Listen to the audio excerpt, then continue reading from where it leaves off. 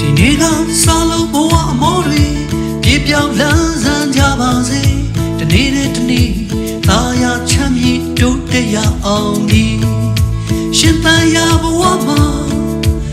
ပညာဉာဏ်မြင့်မှာအယုသားဆုံးကဖြတ်တန်းသွားတယောက်နဲ့တယောက်ကူပါအစိုးများတဲ့မှာအကောင်းဆုံးကြိုးစားဖို့အမြဲတမ်းလေးပြသဖို့အရေးကြီးတယ်အတော်ကြီးတယ်လူကိုကြိုးပဲသိတယ်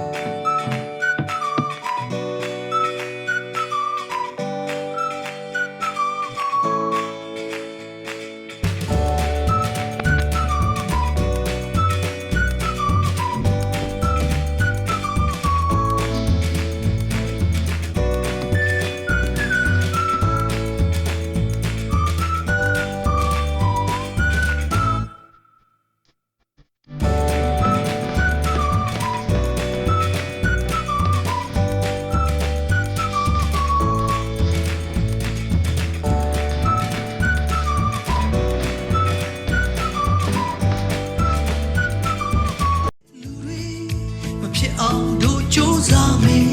ဒီနေ့ကစား